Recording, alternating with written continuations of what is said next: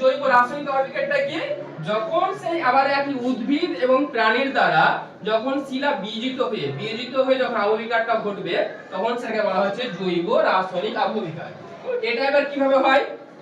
আমরা জানি পার্বত্য অঞ্চলে বা যে কোনো অঞ্চলে, পার্বত্য অঞ্চলে বা যে কোনো অঞ্চলে গাছের পাতা, ফল, ফুল ইত্যাদি কি হয়? পড়ে যায় মাটিতে বা পার্বত্য অঞ্চলে পড়ে যায়। সেইগুলো কি হয়? বৃষ্টির জলের সঙ্গে পচে যায়, পচে গিয়ে কি করে? হিউমাস তৈরি করে। হিউমাসের পরে কি হয়? হিউমিক অ্যাসিড তৈরি করে। ওই হিউমিক অ্যাসিড যুক্ত যে পদার্থগুলো রয়েছে যখন কি হয়? ওই শিলার মধ্যে বিয়োজন ঘটায় তখন সেখানে রাসায়নিক প্রক্রিয়ায় সেটা আহবিকার ঘটায়। ঠিক আছে? আবার কি হচ্ছে? বিভিন্ন প্রাণী, যেমন বিভিন্ন প্রাণীর মৃতদেহ, যেমন কেঁচোর মৃতদেহ, বিভিন্ন যে জঙ্গলে বা পার্বত্য অঞ্চলে যেসব প্রাণীরা বসবাস করে সেই সব প্রাণীগুলো কি হয়? মারা যায়। মারা যাওয়ার পরে তাদের দেহ কি হয়? পচে যায়। পচে গিয়ে তাদের কি হয়? ব্যাকটেরিয়ার সাথে তারা পচে যায়, বিয়োজিত হয়, বিয়োজিত হয়ে আবার শিলায় পড়ে। শিলায় পড়ে গিয়ে তখন কি করে? ওটা ওই শিলাকে বিয়োজিত করতে সাহায্য করে। যে এইভাবে এই রাসায়নিক আহবিকারটা হয়ে থাকে।